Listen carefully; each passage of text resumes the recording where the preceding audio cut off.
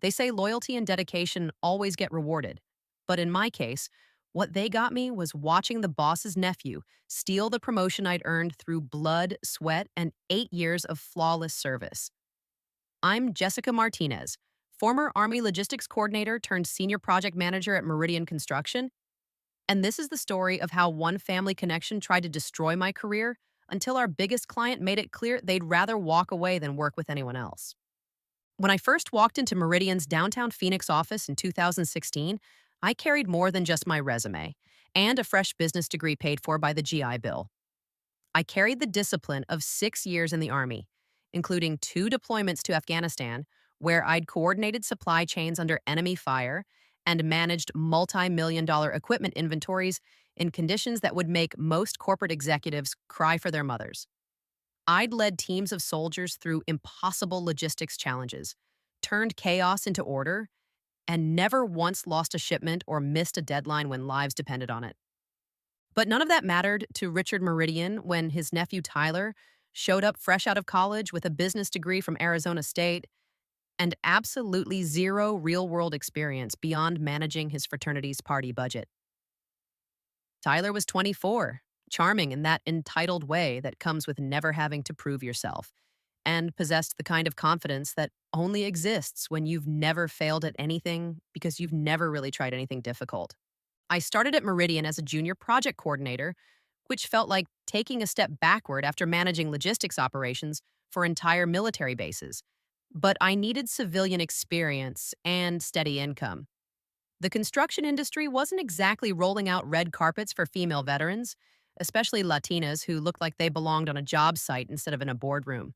But I didn't mind starting at the bottom because I knew something that Richard Meridian and his nephew would eventually learn the hard way. Competence has a way of rising to the surface, and excellence creates its own opportunities. Within 6 months, I was handling projects that should have gone to coordinators with twice my experience. Within a year, I was troubleshooting disasters that senior managers couldn't solve. I had a gift for seeing the connections others missed, for anticipating problems before they became crises, and for communicating with everyone from construction crews to corporate executives in language they understood and respected. My military background gave me something most civilians lacked: the ability to stay calm under pressure and make decisions when failure wasn't an option. But my real breakthrough came when I landed the Castellanos account. Maria Castellanos owned the largest commercial development company in the Southwest, an empire she'd built from nothing. After immigrating from Mexico with her family when she was 12, she was tough, demanding, and had a reputation for destroying project managers who couldn't keep up with her standards. 3 of Meridian's senior managers had tried and failed to satisfy her requirements on previous projects. When Richard assigned me to her account, it felt like a setup. Either he genuinely believed I could handle it, or he was hoping I'd fail spectacularly and give him a reason to keep me in a junior role permanently. Maria's project was an $85 million mixed-use development in Scottsdale, complete with luxury condos, retail space, and a boutique hotel. The timeline was aggressive, the budget was tight, and the specifications were more detailed than military operation manuals.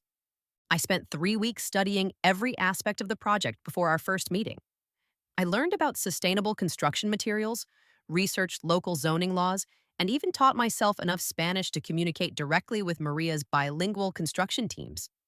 When we finally sat down in her glass-walled conference room overlooking the Phoenix skyline, I didn't just present a project timeline. I presented a comprehensive strategy that anticipated every potential delay, budgeted for contingencies, and included innovative solutions she'd never seen before. Maria listened in silence for 45 minutes, occasionally making notes in a leather portfolio that probably cost more than my monthly rent. When I finished, she leaned back in her chair and studied me with the kind of intensity that made seasoned contractors squirm. Finally, she spoke. "How long have you been doing this kind of work?" "Honestly," I replied, "this is my first major commercial project, but I've been managing complex operations under pressure for 8 years, just in a different uniform." She smiled for the first time since I'd walked into her office.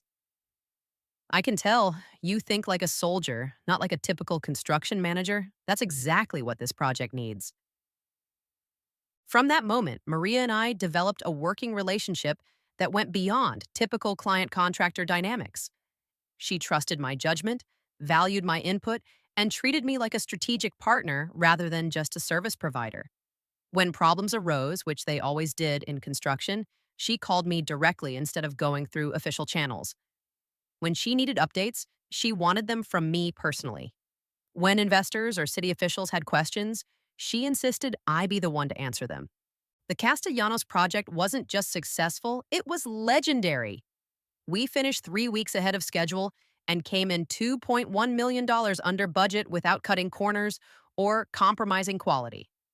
The sustainable features I'd recommended earned the development a LEED Gold certification that added significant value to the property. The construction crews, initially skeptical of taking orders from a young woman, ended up respecting my leadership because I understood their challenges and never asked them to do anything I wouldn't do myself. More importantly, the project generated enough positive press and industry recognition to establish Meridian as a serious player in high end commercial development. Richard's company went from being a mid level contractor to being courted by major developers across the Southwest. The Castellanos' success opened doors that had been closed for years and positioned Meridian for the kind of growth that transforms family businesses into regional powerhouses.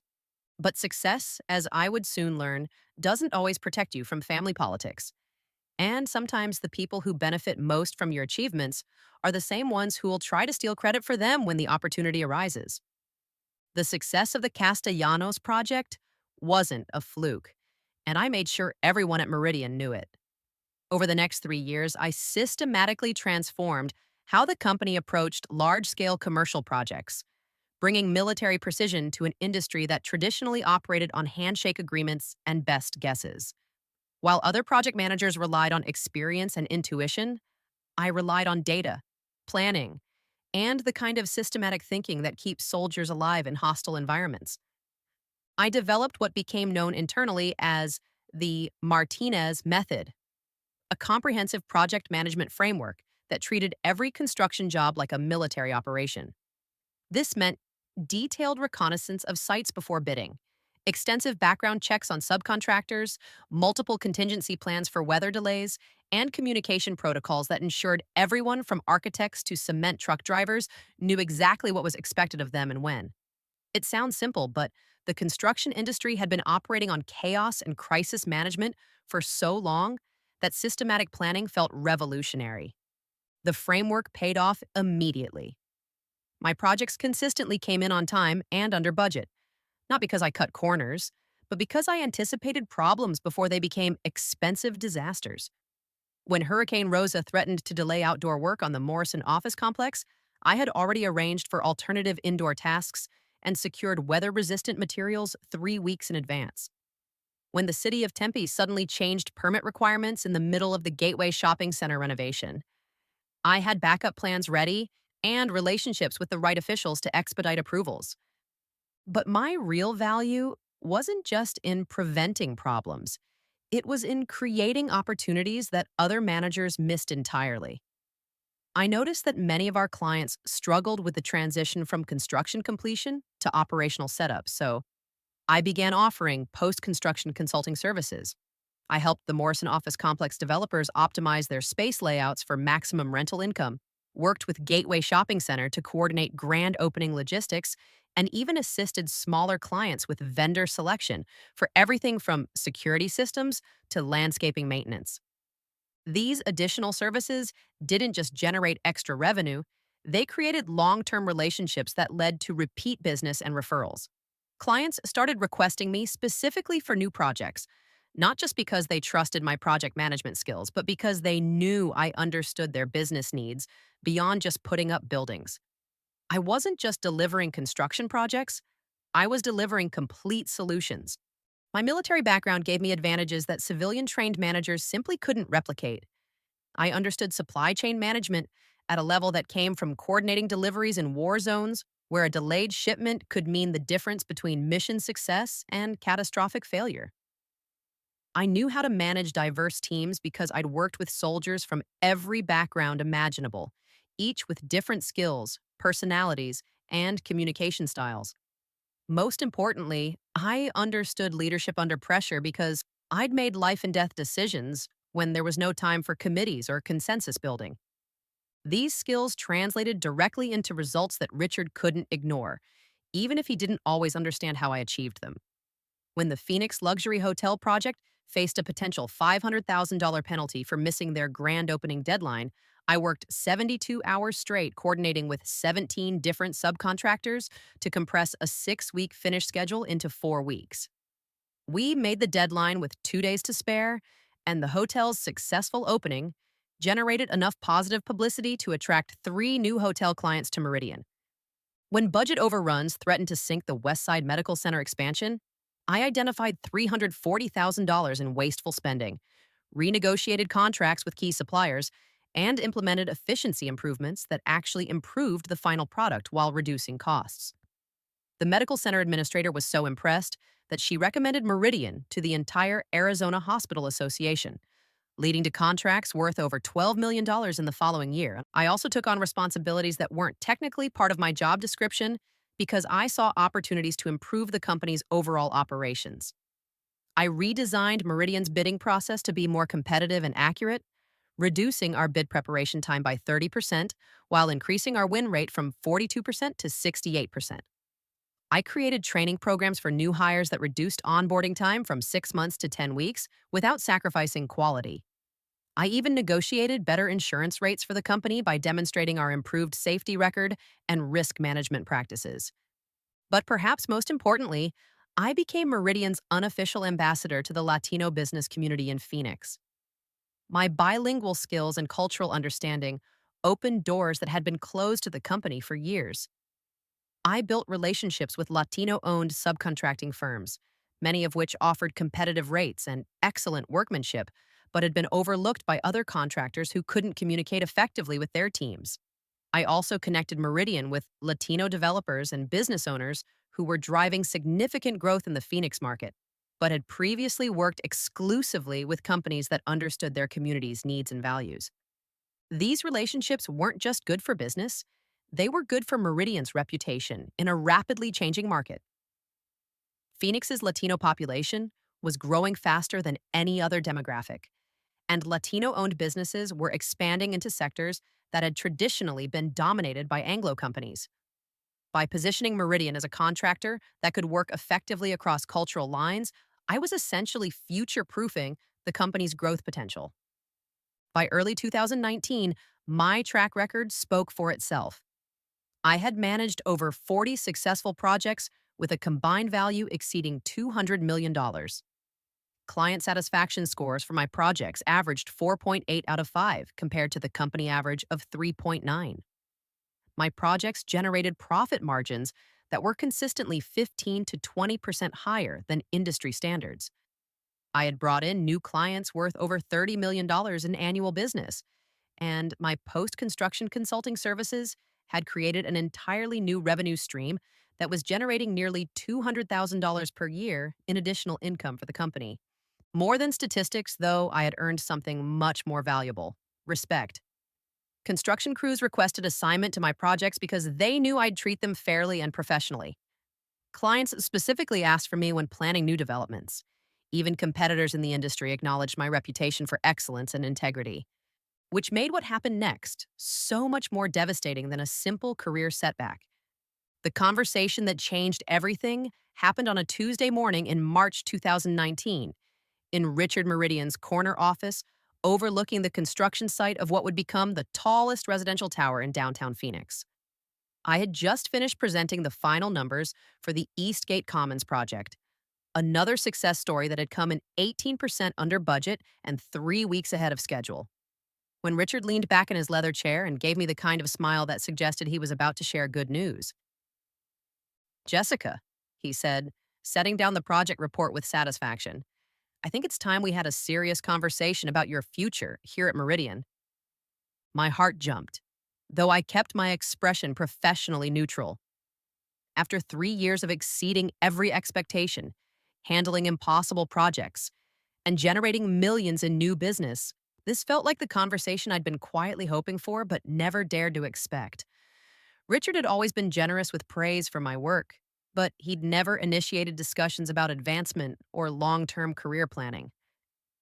I've been watching your progress closely for months, he continued, and I have to say, what you've accomplished in such a short time is remarkable. The Castellanos account alone has transformed our reputation in the luxury development market, and the relationships you've built throughout the Latino business community have opened doors I didn't even know existed. He pulled out a file folder I hadn't noticed before, thick with documents and marked with my name in neat block letters. I've been discussing your performance with the board, and we're all in agreement that you've outgrown your current role. The question isn't whether you deserve a promotion, it's what kind of promotion makes the most sense for both you and the company. I felt a rush of validation that was almost overwhelming. After years of working twice as hard as everyone else to prove myself, after countless late nights and weekend calls, after managing projects that seasoned managers had failed at, someone was finally acknowledging what I'd always known. I wasn't just good at my job, I was exceptional. What did you have in mind? I asked, trying to keep the excitement out of my voice. Richard opened the folder and pulled out what looked like an organizational chart with various positions highlighted in yellow. We're creating a new position, Director of Strategic Projects, specifically designed around your skills and experience. It would put you in charge of all projects over $20 million, give you a seat at the executive table, and include equity participation in the company's growth. I stared at the chart, seeing my name penciled in at a level I'd only dreamed of reaching. Director of Strategic Projects would make me the third highest ranking person in the company, reporting directly to Richard and overseeing a team of project managers who currently treated me as their peer. It would also mean a salary increase of nearly 60% and, for the first time in my life, genuine financial security. The board meeting to make it official is scheduled for next month, Richard continued, but I wanted to give you time to think about what this would mean. You'd be taking on significantly more responsibility, including business development, strategic planning, and client relationship management at the highest levels. Are you ready for that kind of challenge? I didn't hesitate. More than ready. I've been preparing for this kind of role my entire career, even when I didn't know it. I thought you'd say that, he said with genuine warmth. Why don't you take some time to put together a presentation for the board? Show them your vision for how this new position could drive growth for Meridian. Think big picture, not just individual projects, but how we could leverage your success to become the premier commercial contractor in the Southwest. Over the next 2 weeks, I threw myself into preparing the most comprehensive presentation of my career. I analyzed market trends, identified growth opportunities, and developed a 5-year strategic plan that would position Meridian to compete with national construction giants while maintaining the personal service and attention to detail that had made us successful.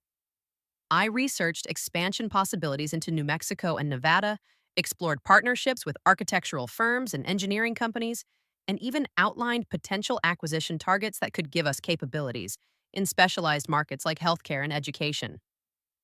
The presentation wasn't just about my qualifications, though those were substantial. It was about my vision for what Meridian could become with the right leadership and strategic direction.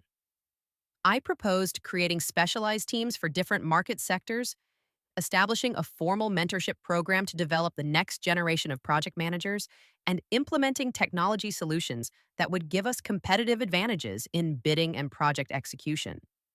I also outlined how my relationships in the Latino business community could be systematically leveraged to capture a larger share of the fastest growing market segment in Arizona. This wasn't about tokenism or superficial diversity initiatives. It was about recognizing that demographic and economic trends were reshaping the construction industry, and companies that adapted quickly would dominate the market for decades. The validation came from multiple sources during those weeks of preparation. Maria Castellanos, whose opinion I valued more than almost anyone's, pulled me aside after a routine project meeting to share some unexpected news. I've been hearing interesting rumors about you, she said, with the kind of smile that suggested she knew more than she was saying. Word in the industry is that Richard finally recognizes what he has in you. About time.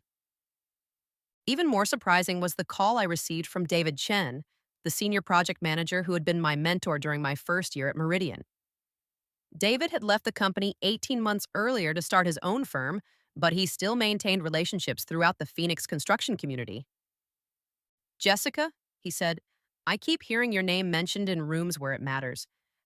People are talking about you as the rising star at Meridian, and some are even saying you're being groomed for an executive role. Is that true? When I confirmed that a promotion was being discussed, David's response was immediate and enthusiastic. That's fantastic news, and long overdue. You're already operating at a level that most executives never reach, so making it official just makes sense. If you ever want to talk through strategy or negotiation tactics, I'm here.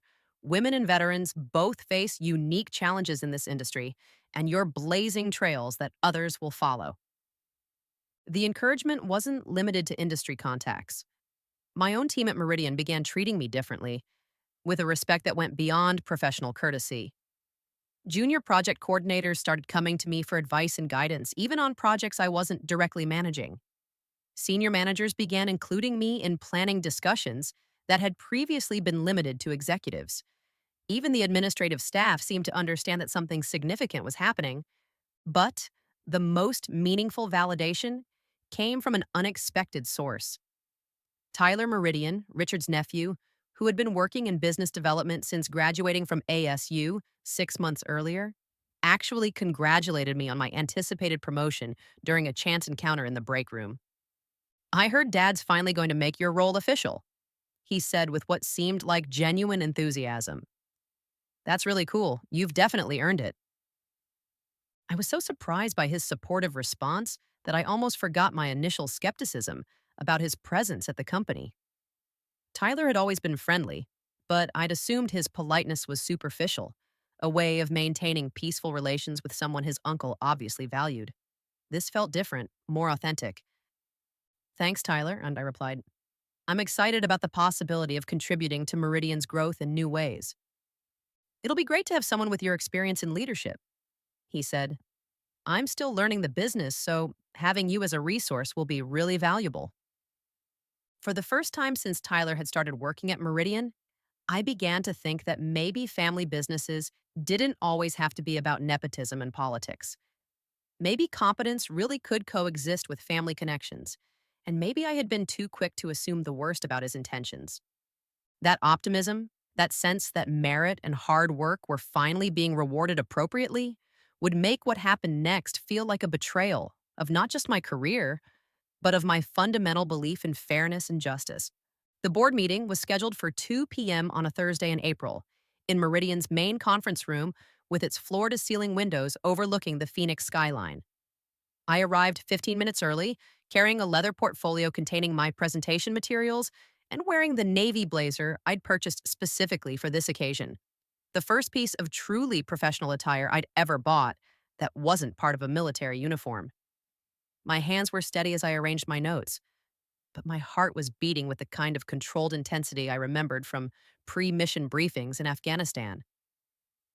Richard entered with 3 board members I recognized and 2 I didn't, all settling into their chairs with the deliberate movements of people accustomed to making important decisions. Maria Castellanos was there too, which surprised me until I remembered that she'd been invited to join Meridian's advisory board 6 months earlier as part of Richard's effort to strengthen relationships with major clients. Before we begin, Richard announced, I want to acknowledge that today marks a significant milestone for Meridian Construction. We're here to formalize a leadership transition that reflects both our company's growth and our commitment to recognizing exceptional talent. I felt that familiar surge of anticipation mixed with nerves, the same feeling I'd experienced before every major presentation in my military career. This was it, the moment when years of preparation, sacrifice, and excellence would finally be officially recognized.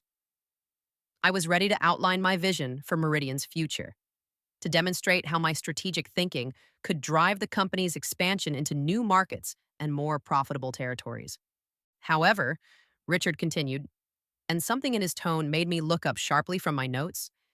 I've realized over the past few weeks that this decision involves more than just recognizing individual achievement. It's about ensuring continuity, about building leadership that will carry Meridian forward, not just for the next few years, but for the next generation. A cold feeling began forming in my stomach, though I couldn't yet articulate why. Richard's words sounded reasonable, even thoughtful, but There was something in his delivery that felt rehearsed, like he was building toward a conclusion that had already been predetermined. With that in mind, he said, glancing around the table before his eyes settled somewhere just past my shoulder, I'm pleased to announce that Tyler Meridian will be promoted to Director of Strategic Projects, effective immediately. The words hit me like a physical blow, but I managed to keep my expression neutral through years of military training that had taught me never to show weakness or surprise in front of superior officers. Around the table, I saw a mixture of reactions.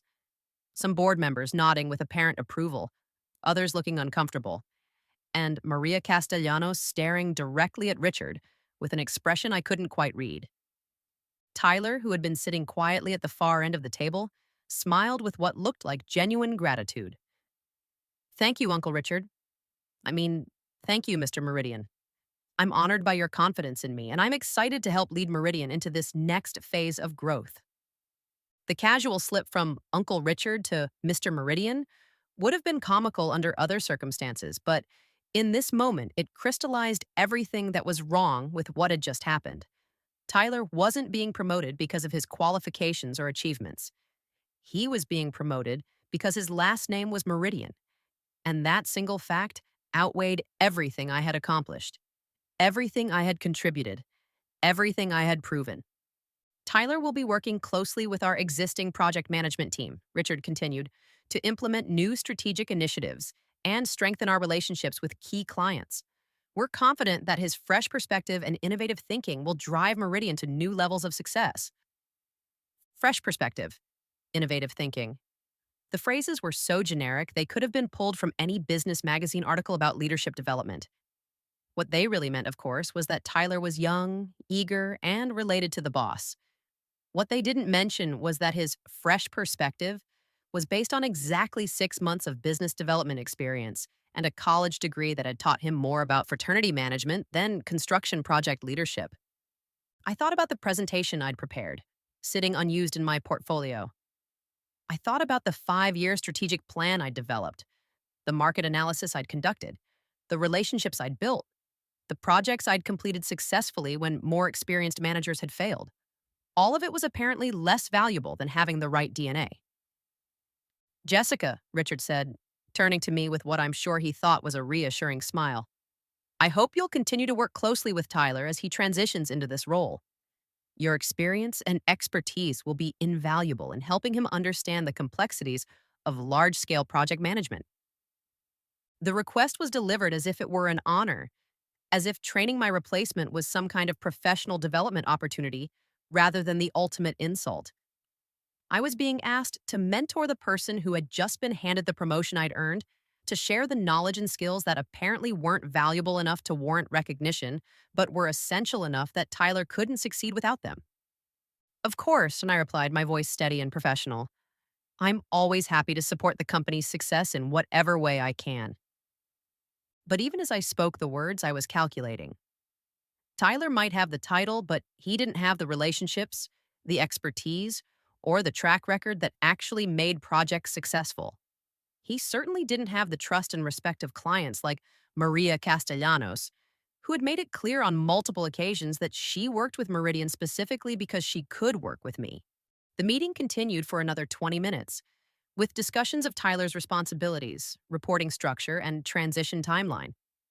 I participated when asked direct questions, took notes as if this were just another business meeting, and maintained the professional demeanor that had served me well throughout my military and civilian careers. But internally, I was processing this betrayal with the same analytical precision I'd once used to assess enemy capabilities and friendly force vulnerabilities. Tyler's promotion wasn't just unfair, it was strategically stupid. He had no experience managing complex projects, no relationships with key subcontractors, and no understanding of the cultural nuances that were essential for success in Phoenix's diverse construction market. More importantly, he had never been tested under pressure, never had to make decisions when millions of dollars and dozens of jobs were on the line, never had to solve problems that couldn't be fixed with enthusiasm and good intentions. As the meeting concluded and people began gathering their materials, Maria Castellanos approached me while the others were engaged in side conversations. Can I speak with you privately? She asked quietly. We stepped out onto the conference room balcony where the afternoon heat was already building towards summer intensity. Maria closed the door behind us and turned to face me with an expression that was both serious and sympathetic. That was unexpected, she said simply. Business decisions rarely are, I replied, though we both knew that wasn't really true. Jessica, she said, lowering her voice, I want you to know that this doesn't change anything between us. The Scottsdale Luxury Resort project is still moving forward, and I still expect you to be the project manager. That's not negotiable. I nodded, understanding both what she was saying and what she wasn't saying. Maria had relationships with multiple contractors throughout the Southwest, and her projects were valuable enough that she could make demands that other clients couldn't. If she insisted on working with me specifically, Richard would have difficulty refusing without risking a multi-million dollar account. I appreciate your confidence, I said. It's not confidence, Maria replied. It's business sense. You're the best project manager I've worked with, and I'm not interested in gambling my investments on someone's nephew who's still learning the difference between a blueprint and a budget spreadsheet. As we walked back into the conference room, I realized that while I'd lost the promotion I'd earned, I still had something that Tyler couldn't simply inherit: the trust and loyalty of clients who valued competence over connections. And in the construction industry, where relationships and reputation were everything, that might prove to be more valuable than any title. The weekend after Tyler's promotion, I sat in my apartment overlooking Camelback Mountain with a cup of coffee and a stack of contract files I'd brought home from the office. Officially, I was reviewing project timelines for the upcoming quarter. Unofficially, I was conducting the kind of detailed intelligence analysis that had kept my soldiers alive in Afghanistan, except this time I was assessing my own strategic position rather than enemy capabilities. What I discovered in those files changed everything I thought I knew about my relationship with Meridian's clients. The first revelation came from the Castellanos Development Group contract for the Scottsdale Luxury Resort project. As I read through the technical specifications and performance requirements, I found a clause I'd forgotten about, buried in Section 12C of the Project Management Addendum.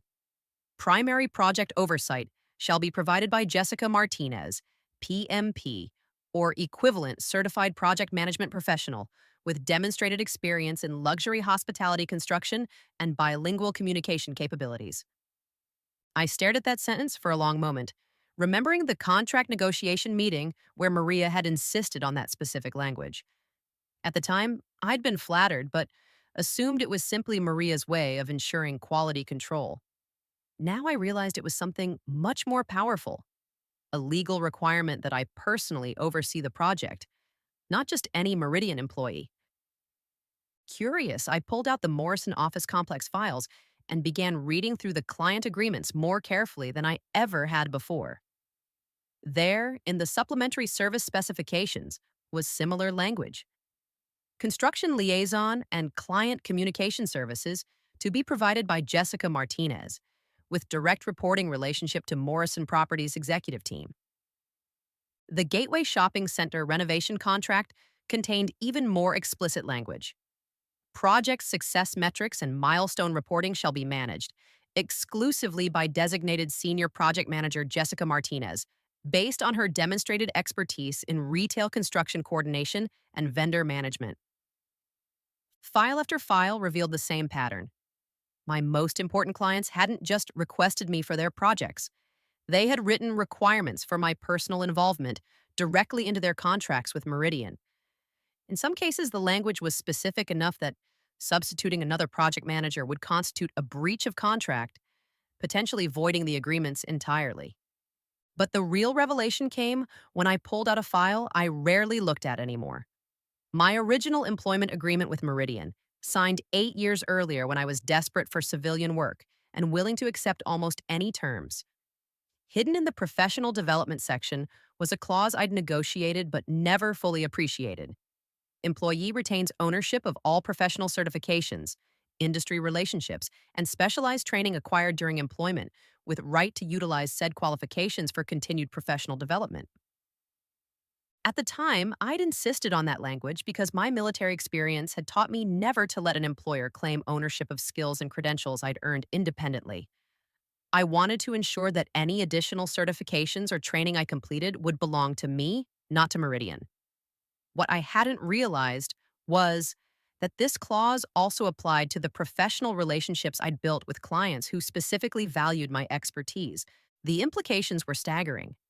Not only did my major clients have contractual requirements for my personal involvement, but I had legal protection for the relationships and reputation I'd built during my time at Meridian.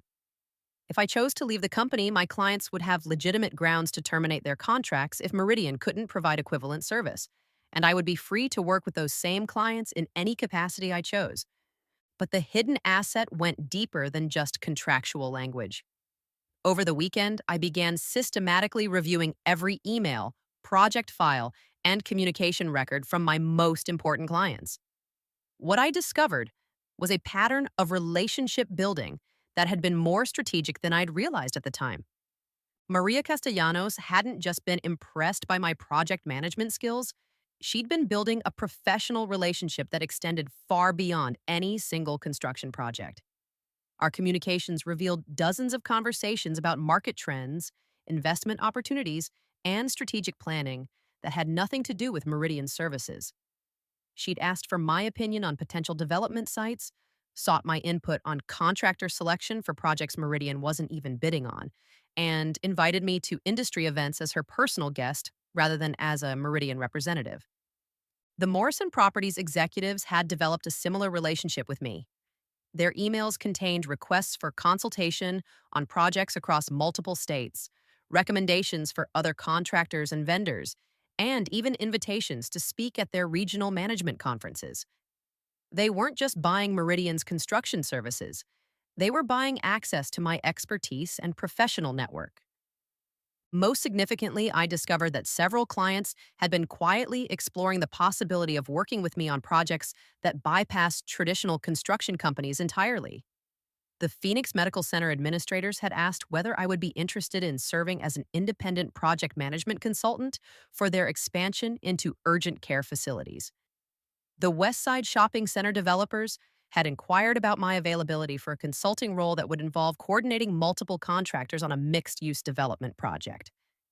These weren't just casual inquiries. They were preliminary discussions about business relationships that could potentially be worth millions of dollars annually. My clients weren't just satisfied with my work, they were actively planning ways to continue working with me regardless of my employment status with Meridian. I also realized that my network within the Latino business community represented a strategic asset that was completely independent of Meridian. The relationships I'd built with subcontractors, suppliers, and developers weren't just professional connections. They were based on cultural understanding, linguistic capabilities, and shared experiences that couldn't be replicated by someone else simply taking over my role. These business owners trusted me personally, not Meridian as a company, and many had explicitly stated that they preferred working on projects where I was involved. Even more importantly, several of these Latino-owned businesses had approached me about potential partnerships that went far beyond traditional contractor-client relationships. Carlos Hernandez, who owned the largest electrical contracting firm in Phoenix, had suggested that we explore joint venture opportunities that would combine his technical capabilities with my project management expertise. Rosa Valdez, whose landscape architecture firm had worked on most of my major projects, had proposed creating a comprehensive development consulting practice that would offer clients integrated design and construction management services. These weren't just theoretical possibilities. They were concrete opportunities for business relationships that could generate substantial revenue streams independent of any traditional employment arrangement. My professional reputation and industry relationships had created options that I'd never fully considered because I'd been focused on advancing within Meridian's organizational structure. As I organized my files and documentation, I began to understand that Tyler's promotion had actually revealed something I should have recognized years earlier. My value to Meridian's most important clients was based on my personal qualifications and relationships, not on my job title or organizational authority. The clients who generated the majority of Meridian's profit margins weren't buying the company's services. They were buying access to my expertise, my network, and my proven track record of success. This realization was both liberating and sobering. liberating because it meant I had more professional options and strategic leverage than I'd understood. Sobering because it meant that Meridian's decision to promote Tyler over me wasn't just unfair, it was potentially catastrophic for the company's most valuable client relationships. But perhaps most importantly, I realized that I'd been thinking about this situation all wrong. I'd been focused on what I'd lost, the promotion, the recognition, the advancement I'd earned, when I should have been focusing on what I actually controlled. Tyler might have the director title, but I had something much more valuable: the trust, loyalty, and contractual commitments of clients who represented the foundation of Meridian's success. The question wasn't whether I could survive Tyler's promotion. The question was whether Meridian could survive losing me. And based on what I discovered in those contract files, I was beginning to suspect that the answer was no. Monday morning arrived with the kind of artificial cheerfulness that corporate environments manufacture when everyone knows something significant has changed, but nobody wants to acknowledge it directly. Tyler had moved into the corner office that had been earmarked for my promotion, complete with a nameplate that read Tyler Meridian, Director of Strategic Projects, in gold lettering that caught the morning sunlight streaming through the oversized windows. I arrived at my usual time, carrying the same leather portfolio I'd prepared for the board meeting, though its contents had evolved considerably over the weekend. Instead of a presentation about my vision for Meridian's future, it now contained copies of every client contract that mentioned my name specifically, documentation of my professional certifications and industry relationships, and a carefully crafted communication strategy that would protect both my interests and my professional reputation. The first test of Tyler's new authority came during the Monday morning staff meeting, where Richard traditionally reviewed the status of major projects and assigned new responsibilities. Tyler sat in the chair that should have been mine, looking confident but slightly overwhelmed as he shuffled through notes that I suspected had been prepared by someone else. "Let's start with the Scottsdale Luxury Resort project," Tyler announced, glancing down at his papers.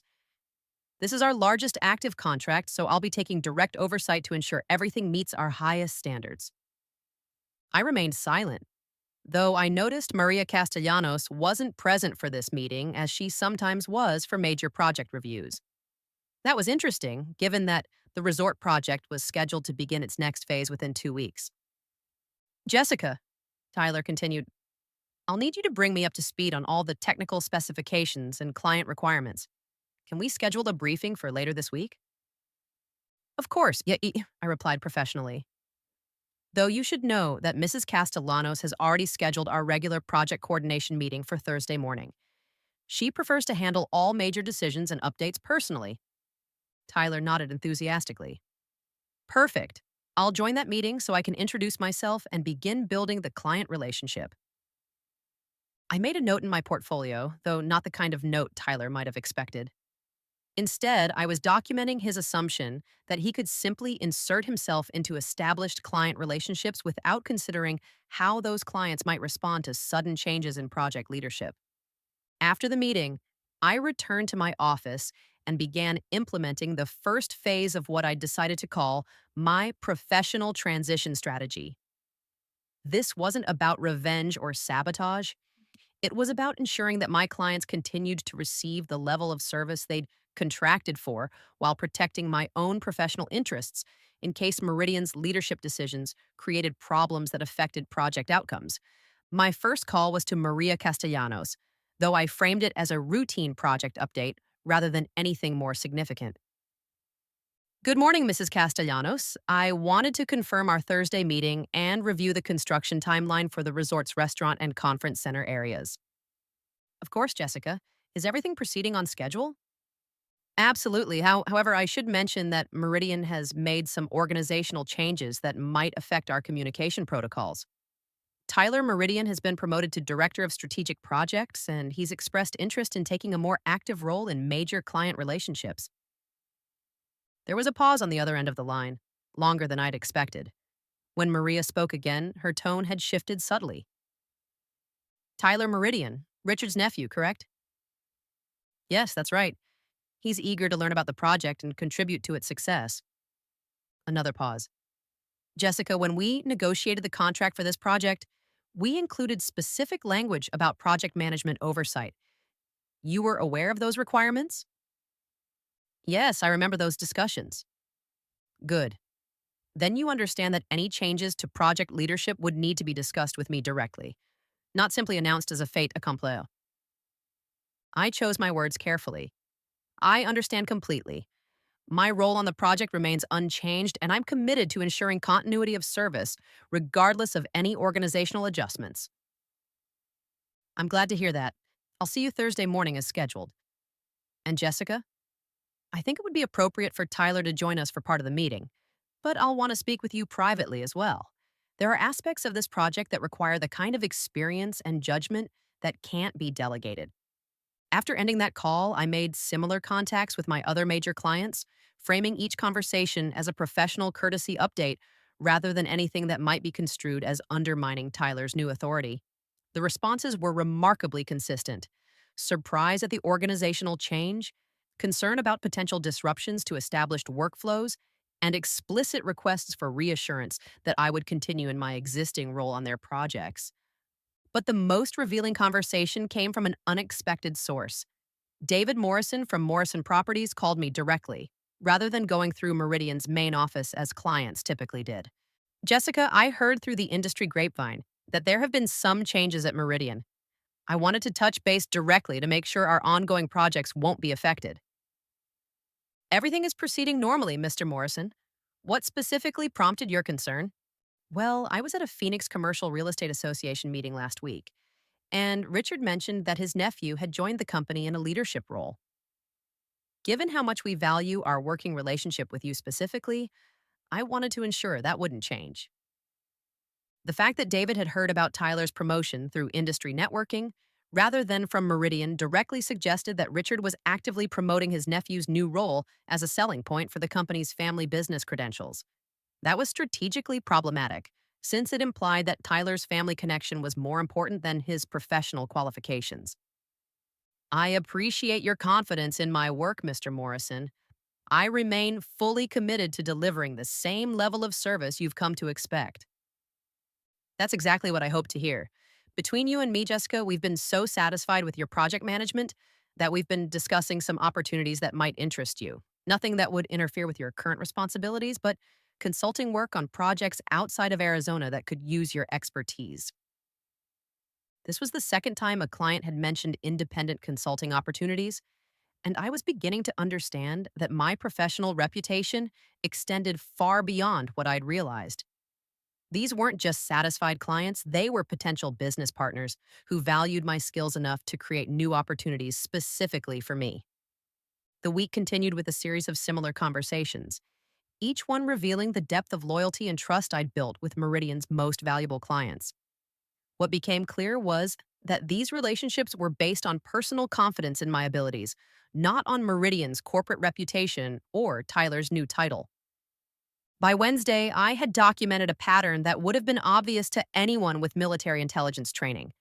Meridian's most profitable client relationships were dependent on personal connections and professional trust that couldn't be transferred simply by changing organizational charts. Tyler might have the authority to manage these accounts, but he lacked the credibility and expertise that clients actually valued. More importantly, I realized that several of my clients had been quietly developing contingency plans that didn't depend on Meridian at all. The consulting opportunities that David Morrison and others had mentioned weren't just casual suggestions. They were strategic alternatives that would allow these clients to access my expertise regardless of my employment status. Thursday morning's meeting with Maria Castellanos and Tyler would be the first real test of how this new dynamic would work in practice. I spent Wednesday evening reviewing every detail of the resort project, not because I needed to refresh my memory, but because I wanted to be prepared for any questions or challenges that might arise when Tyler attempted to assert his new authority over a client relationship he didn't understand and a project he'd never been involved with. What I didn't anticipate was that Maria had been conducting her own strategic analysis of the situation, and that she'd reached conclusions that would change everything more dramatically than either Tyler or Richard could have imagined. Thursday's meeting with Maria Castellanos began at 9 a.m. sharp in Meridian's main conference room, with Tyler arriving 5 minutes early and spending the time arranging his papers with the kind of nervous energy that comes from preparing for something you're not entirely qualified to handle. I entered with my usual project files and tablet, taking my customary seat at the table, where Maria and I had conducted dozens of successful project coordination sessions over the past 2 years. Maria arrived precisely on time, wearing a charcoal gray suit that conveyed both authority and accessibility, carrying the leather portfolio that I'd learned to associate with serious business discussions. She greeted me with the warm professionalism that had characterized our working relationship, then turned to Tyler with polite curiosity. "You must be Tyler," she said, extending her hand. "Your uncle speaks very highly of your potential." "Thank you, Mrs. Castellanos. I'm excited to contribute to the success of your resort project," Tyler replied, his enthusiasm genuine but lacking the measured confidence that comes from actually understanding what success would require. "Excellent. Why don't we start with your assessment of where we stand with the current construction timeline?" Tyler glanced down at his notes, then back up with a smile that was meant to project confidence. "Well, from what I can see, everything appears to be proceeding smoothly. The foundation work is complete, the structural framework is ahead of schedule, and we're ready to move into the interior systems phase." Maria nodded politely, but I caught the slight tightening around her eyes that meant she was already identifying problems with Tyler's analysis. She turned to me with a look that was professionally neutral, but clearly seeking more detailed information. "Jessica, could you provide some additional context about the upcoming challenges we discussed last week?" This was the moment I'd been preparing for, the intersection where Tyler's superficial briefing would meet the complex reality of large-scale construction management. "Certainly. We're facing three significant coordination issues that require immediate attention. First, the electrical subcontractor has identified conflicts between the original architectural plans and the specialty lighting requirements for the restaurant and conference areas. Second, the City of Scottsdale has updated their fire safety codes, which affects our sprinkler system design and requires modifications to our permit applications.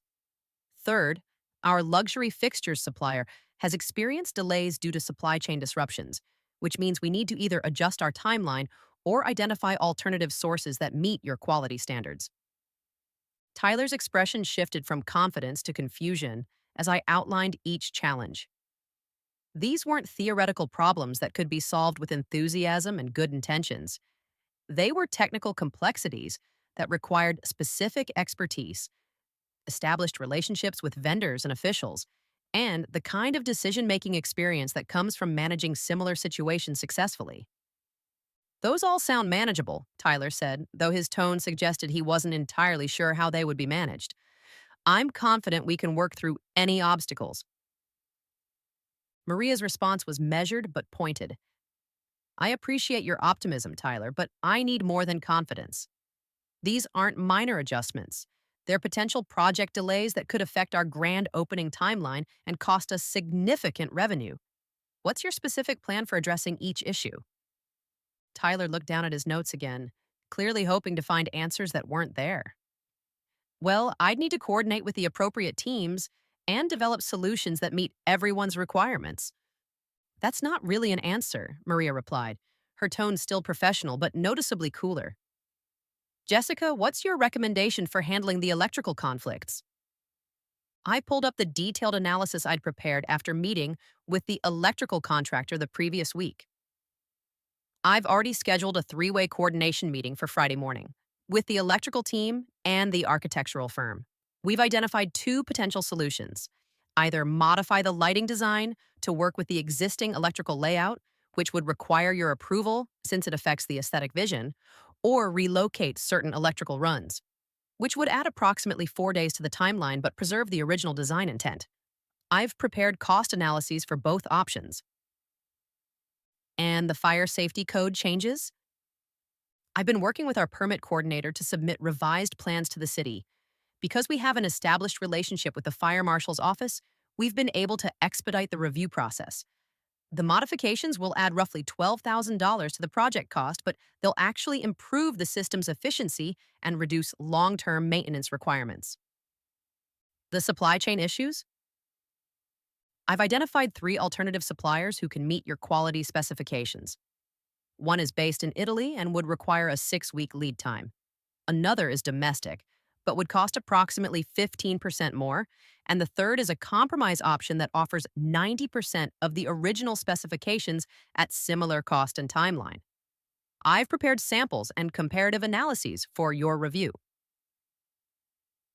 As I provided detailed answers to each concern, I could see Tyler realizing that his new title hadn't automatically transferred the knowledge and relationships required to actually manage complex projects. These weren't problems that could be solved through delegation or enthusiasm. They required specific expertise, established vendor relationships, and the kind of deep project knowledge that comes from being involved in every aspect of planning and execution. Maria turned back to Tyler with the expression that was politely expectant. Do you have any additional insights or recommendations based on your review of the project? Tyler was quiet for a moment, clearly understanding that anything he said would only highlight the gap between his authority and his actual capabilities. I think Jessica has provided excellent analysis. I'd want to review all the options she's outlined before making any final decisions. I see. Maria closed her portfolio with the decisive snap that I'd learned meant she was preparing to end a meeting. Tyler, I appreciate you taking the time to meet with me today. I think it would be valuable for you to observe how these coordination challenges are resolved so you can better understand the complexities involved in projects of this scale. It was a diplomatic way of saying that Tyler was welcome to watch and learn, but that she expected me to continue handling the actual decision making and problem solving. After Tyler left the conference room to take a phone call, Maria turned to me with the direct manner that had characterized our most productive conversations. Jessica, I need to ask you something directly, and I'd appreciate an honest answer. Are you planning to remain in your current role at Meridian for the duration of this project? The question was more loaded than it might have seemed to a casual observer. Maria was asking whether I was satisfied with the organizational changes at Meridian, whether I felt my professional growth was being supported, and whether she could count on continuity of leadership for her multi-million-dollar investment. I'm committed to ensuring this project's success regardless of any organizational changes, I replied carefully. That's not quite what I asked. I'm asking about your long-term plans because, frankly, what I observed today concerns me. Tyler seems like a nice young man, but he doesn't have the experience or expertise to manage a project of this complexity. More importantly, he doesn't have the relationships and reputation that were significant factors in my decision to work with Meridian. Maria leaned forward slightly, lowering her voice even though we were alone in the conference room. I've been in business long enough to recognize talent when I see it, and I've also been around long enough to know when organizations make decisions that don't serve their best interests. Promoting someone based on family connections rather than merit is a red flag that makes me question a company's judgment and priorities. She paused, studying my reaction before continuing. I've been having conversations with other developers about a different kind of project opportunity, something that would benefit from your specific expertise in managing complex high-end developments. It would involve coordinating multiple contractors and consultants on luxury residential and commercial projects throughout the Southwest, essentially serving as an independent project management firm that specializes in the kind of work you've been doing for me. This was the second time Maria had mentioned opportunities outside of traditional employment arrangements, but this conversation felt different, more concrete and strategic. She wasn't just expressing general satisfaction with my work. She was describing a specific business model that would leverage my expertise and reputation independently of any single company's organizational structure. That sounds intriguing, I said, maintaining professional neutrality while recognizing that Maria was essentially offering me a pathway to independence that would be more lucrative and professionally satisfying than anything Meridian could provide. I think it could be very successful, especially given the relationships you've built throughout the industry. But I wanted to mention it now because timing matters. If you're planning to make any career changes, it would be better to coordinate them with project timelines so that everyone's interests are protected. As Maria gathered her materials to leave, I realized that Tyler's promotion had initiated a sequence of conversations and opportunities that Richard and Tyler themselves probably didn't understand. By elevating someone Without the expertise to actually manage Meridian's most valuable client relationships, they had inadvertently created a situation where those clients were actively exploring alternatives that didn't depend on Meridian at all. The irony was that Tyler's promotion was supposed to ensure family control over the company's future, but it was actually accelerating a process that could result in Meridian losing its most profitable accounts and its most capable project manager simultaneously.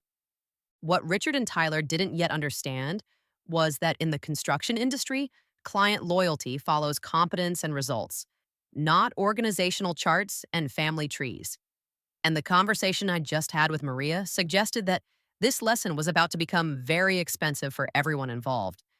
The cracks in Tyler's leadership began showing within 2 weeks of his promotion, starting with small miscommunications and escalating into the kind of systematic problems that could destroy client relationships and cost Meridian millions in contract penalties. I watched it unfold with the detached observation skills I developed in the military, documenting each failure not out of malice, but because I recognized the pattern of an operation falling apart under incompetent leadership. The first major misstep occurred on the Phoenix Technology Center project, a $15 million office complex that Tyler had inherited from another project manager who'd left the company the previous month. The client, Phoenix Innovations, was a fast growing software company that needed their new headquarters completed before their current lease expired in 6 months. Tyler had confidently assured them during his introductory meeting that the timeline was absolutely achievable and that Meridian would deliver on schedule. What Tyler hadn't understood was that the aggressive timeline required precise coordination between multiple specialized subcontractors, each with their own scheduling constraints and technical requirements. The data center infrastructure alone involved 3 different vendors who needed to work in specific sequence, with any delays cascading through the entire project timeline. I learned about the developing crisis when Carlos Hernandez, the electrical contractor I'd worked with on dozens of projects, called me directly on a Tuesday afternoon. His tone was professional but concerned. "Jessica, I need to talk to you about the Phoenix Tech project. We're having coordination problems that could delay the entire electrical installation." "What kind of problems?"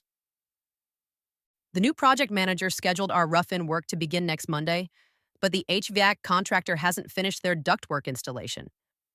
If we try to run our conduits now, we'll have to rework everything when they complete their systems. That's potentially 2 weeks of delays and significant additional costs." I pulled up the project timeline on my computer, immediately seeing the problem Tyler had created.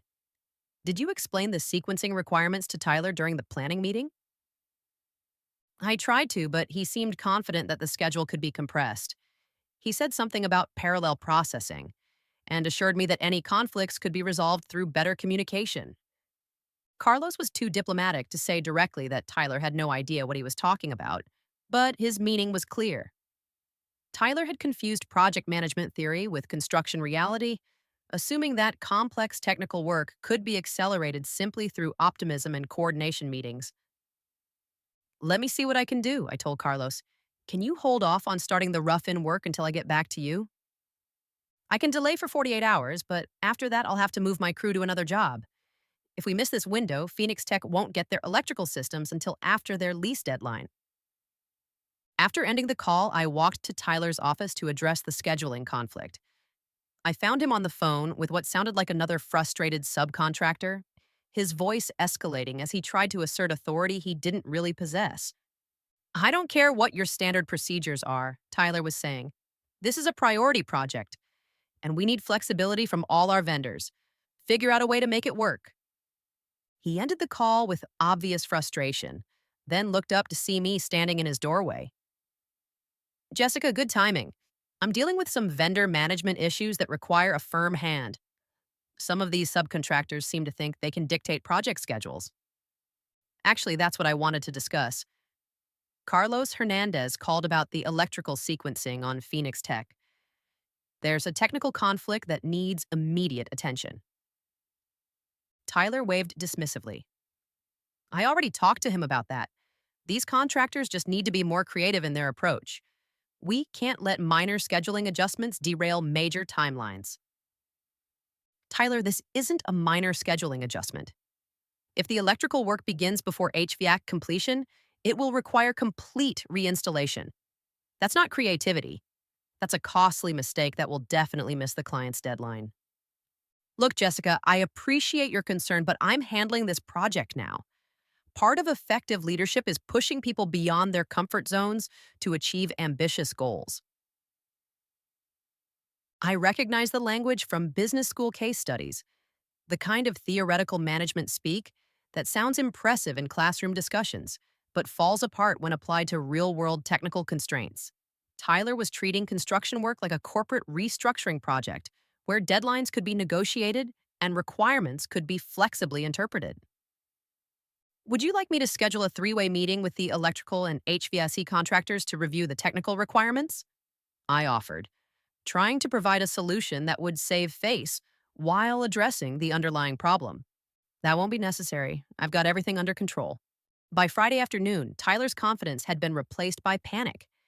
The HVAC contractor had informed him that their installation would require an additional week due to complications Tyler hadn't anticipated. The electrical contractor had withdrawn from the project rather than risk schedule penalties, and Phoenix Innovations was threatening contract termination if Meridian couldn't provide a realistic completion timeline. Richard called an emergency meeting in his office, with Tyler looking pale and defeated as he attempted to explain how a straightforward project had descended into chaos in less than 2 weeks. The vendors aren't being cooperative, Tyler began, his earlier confidence completely gone. They're making excuses about technical requirements and refusing to adapt to compressed timelines. What exactly happened? Richard asked, his tone suggesting he already suspected the answer wouldn't reflect well on his nephew's leadership capabilities. Tyler launched into a confused explanation involving parallel processing, vendor flexibility, and communication breakdowns, but it was clear he didn't really understand the technical aspects of what had gone wrong. Richard's expression grew increasingly concerned as Tyler spoke, and when Tyler finished, the silence stretched uncomfortably. Jessica, Richard said finally, you've worked with most of these contractors before. What's your assessment of the situation? I chose my words carefully, focusing on solutions rather than blame. The primary issue is sequencing. Electrical and HVAC systems require coordinated installation in a specific order. Attempting to compress that timeline without understanding the technical dependencies has created conflicts that will be expensive and time-consuming to resolve. Can it be fixed?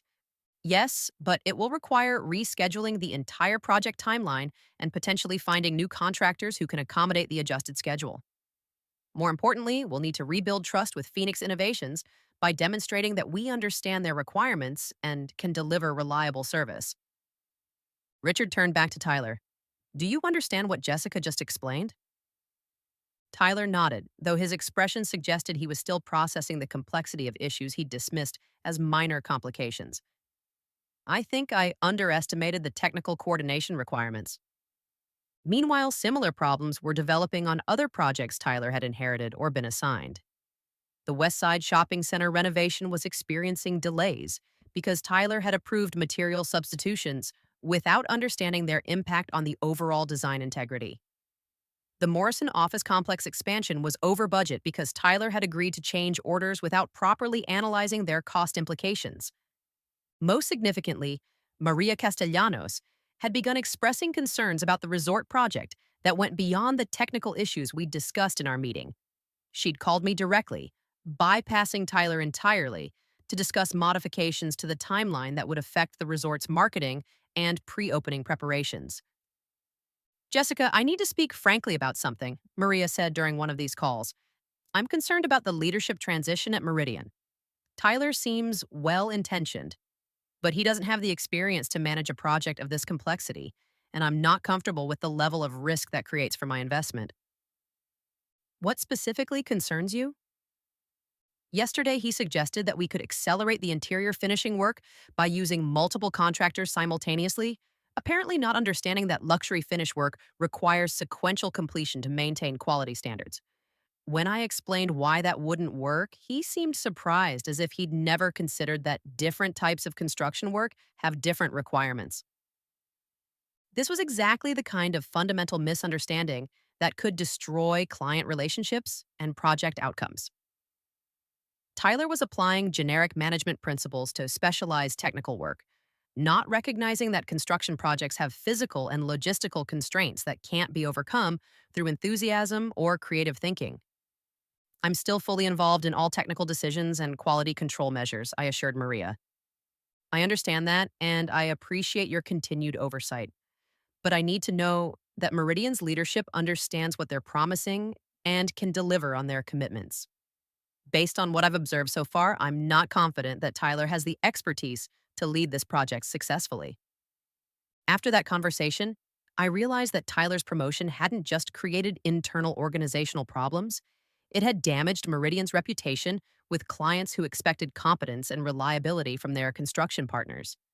The company's most valuable relationships were being put at risk by leadership decisions that prioritized family connections over professional qualifications.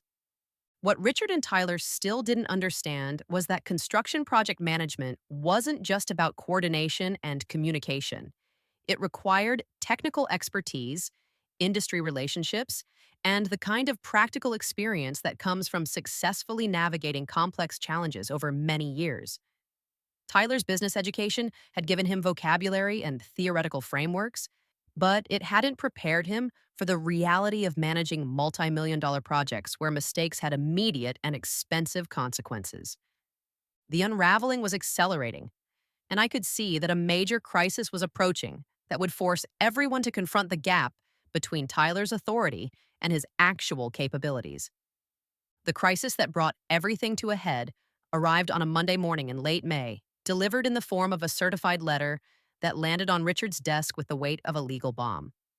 Maria Castellanos wasn't just expressing concerns anymore. She was exercising the nuclear option that sophisticated clients keep in reserve for when their investments are threatened by contractor incompetence.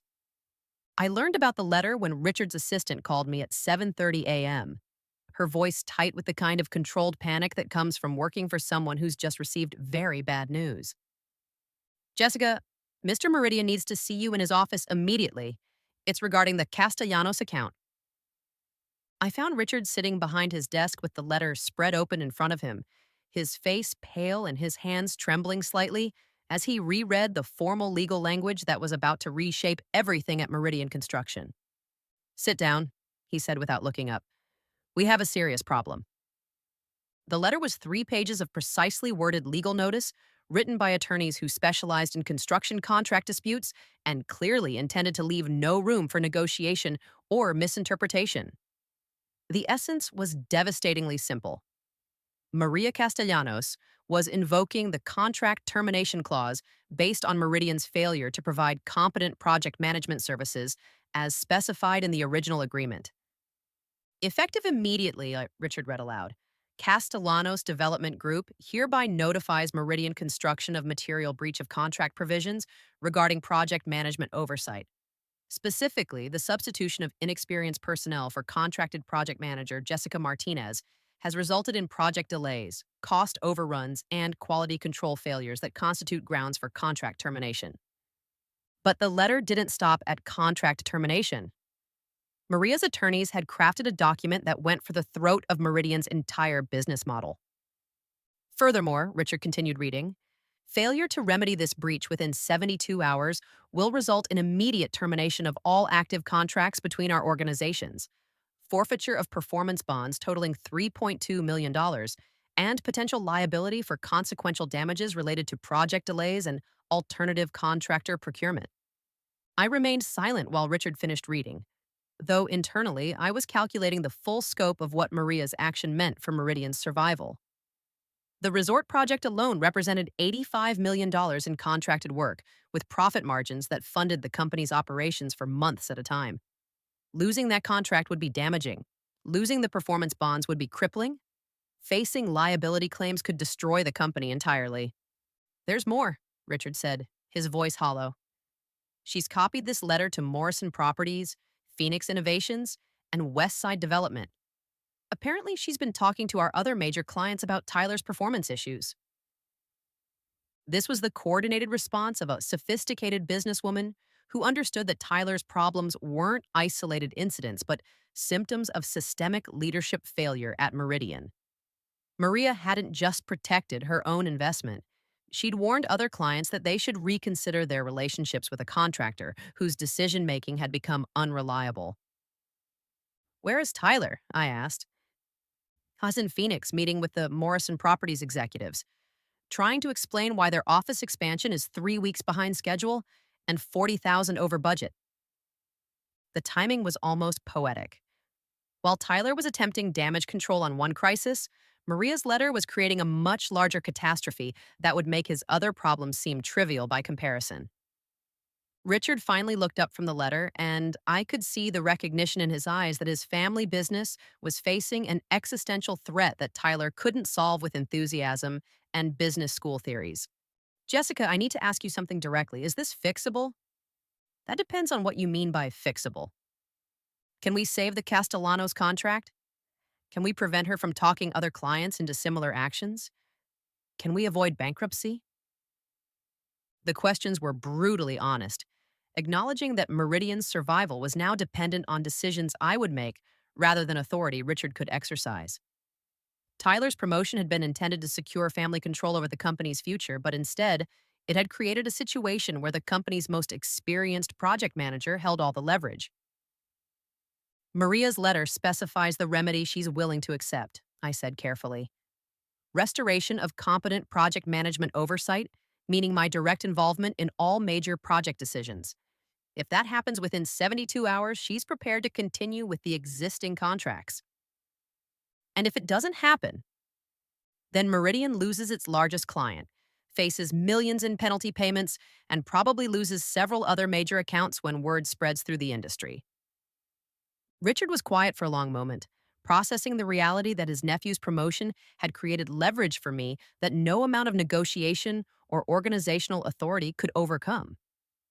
Tyler might have the title, but I had something more valuable: the trust and confidence of clients who controlled Meridian's financial survival. "What would it take for you to work with Tyler to resolve this situation?" Richard asked. "Richard, this isn't about working with Tyler. This is about the fact that our most important clients specifically contracted for my expertise and project management oversight, and substituting someone without equivalent qualifications constitutes a breach of contract that they're not required to accept." The phone rang, interrupting our conversation. Richard's assistant announced that David Morrison was on line 1, requesting an urgent conference call about project management concerns. "Put him through," Richard said, activating the speakerphone. David Morrison's voice filled the office with the tone of someone who had already made difficult decisions and was calling to inform rather than negotiate. "Richard, I received some concerning information this morning about leadership changes at Meridian that affect our ongoing projects. I need to understand whether Jessica Martinez will continue managing our account because, frankly, the alternative isn't acceptable to us." "David, let me assure you that Jessica remains fully involved in all Morrison Properties projects." "That's not what I asked.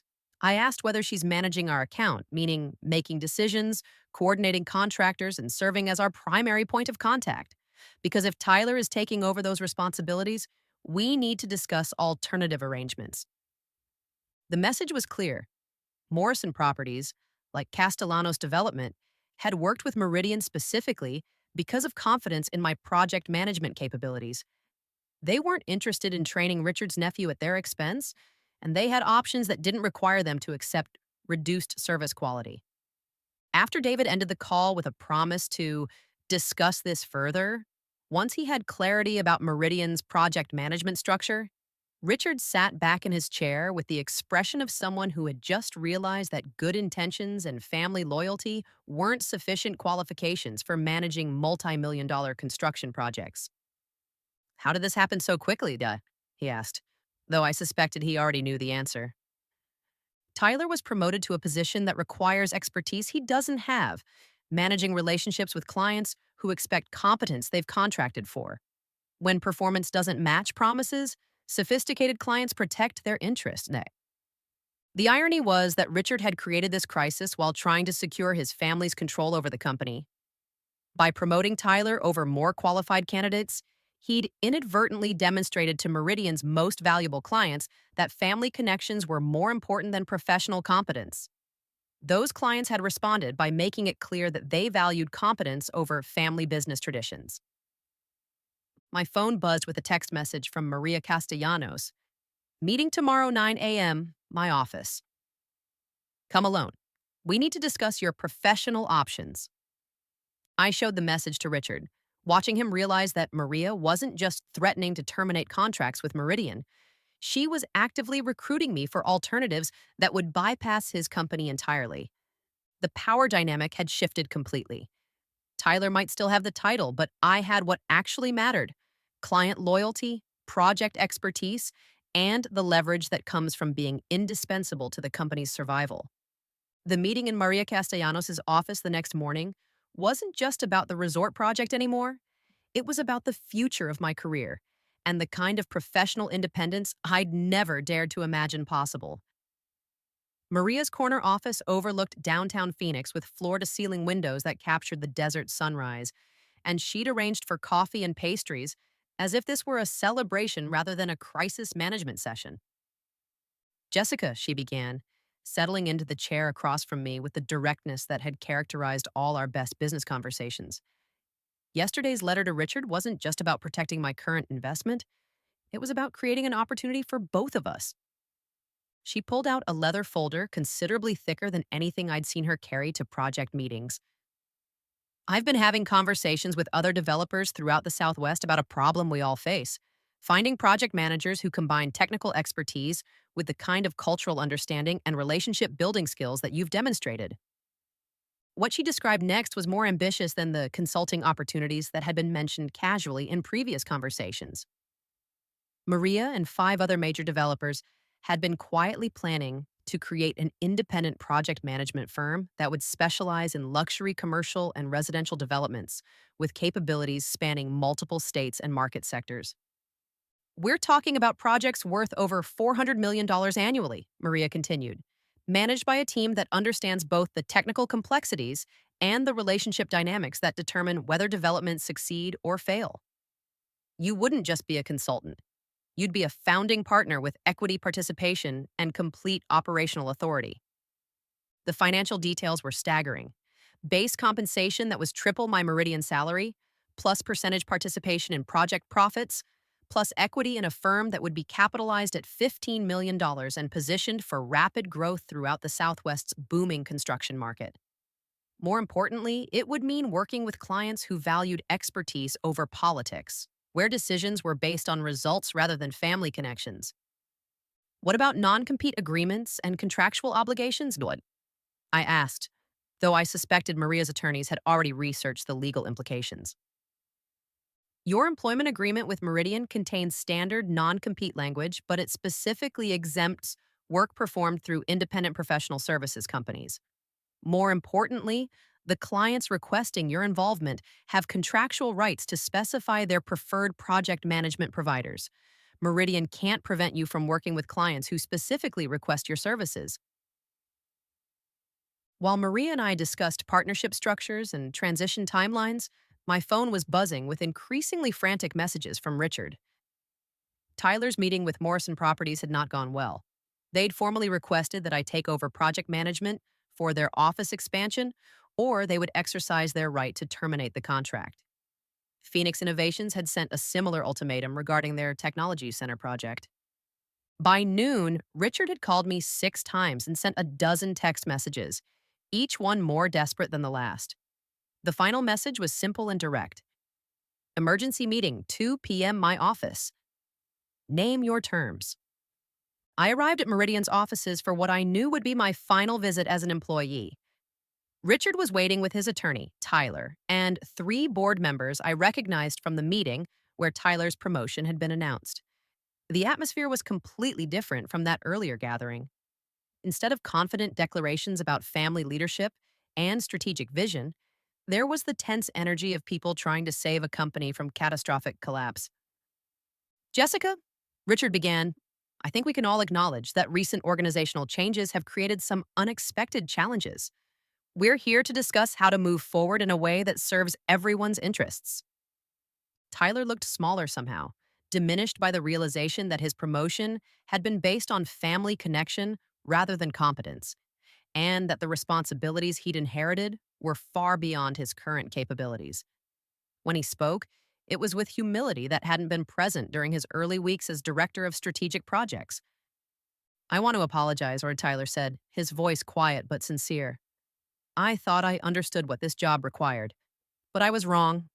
I should have spent more time learning from you before trying to take over your responsibilities." It was the first honest acknowledgement of what had actually happened, and while it didn't undo the damage that had been done, it suggested that Tyler had learned something valuable about the difference between authority and competence. Richard's proposal was comprehensive: immediate restoration of my project management authority on all major accounts, a substantial salary increase, equity participation in Meridian's profits, and a commitment to consulting with me on all strategic decisions affecting client relationships. It was everything I might have wanted 6 months earlier, before Tyler's promotion had revealed the fundamental problems with Meridian's leadership approach. "Richard," I said carefully, "I appreciate the offer, and I'm grateful for the opportunities Meridian has provided over the years. But I've realized that my professional growth requires a different kind of environment, one where expertise and results determine advancement rather than family connections and organizational politics." I explained about the partnership opportunity Maria had presented, the chance to build something new with clients who valued competence and innovation, and the professional independence that came with owning equity in a firm designed around excellence rather than tradition. Richard's face went through several emotions as I spoke: disappointment, recognition, and finally a kind of resigned respect. "You're not just leaving," he said. "You're taking our best clients with you." "The clients are choosing to work with project managers they trust," I corrected. "That's always been how this industry works. Relationships follow competence, not company letterhead." 2 weeks later, I signed the partnership agreement that created Southwest Premier Development Management, with offices in Phoenix, Albuquerque, and Las Vegas, and a client roster that included some of the most ambitious projects in the region.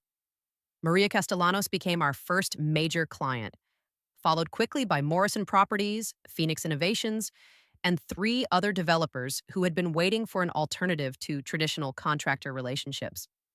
Tyler remained at Meridian, but in a junior role where he could learn the business properly without endangering major client relationships.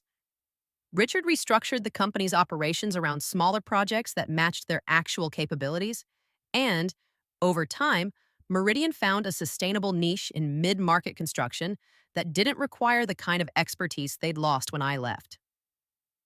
6 months after leaving Meridian, I was managing projects worth more than double my previous workload, earning more than I'd ever imagined possible, and working with clients who treated expertise as the valuable commodity it actually is. The veteran discipline that had served me in the military translated perfectly into entrepreneurship, where strategic thinking and operational excellence determine success or failure. Sometimes the best revenge isn't revenge at all. It's building something better than what you lost and proving that competence will always find its proper value, even when it takes time for others to recognize it. If this story resonated with you, if you've ever felt overlooked or undervalued at work, remember that your expertise and dedication have value that goes beyond any single job or organization. Don't forget to subscribe to my channel for more stories about overcoming workplace challenges and building the career you deserve. Your support helps me share these experiences with others who might need to hear that their worth isn't determined by other people's recognition.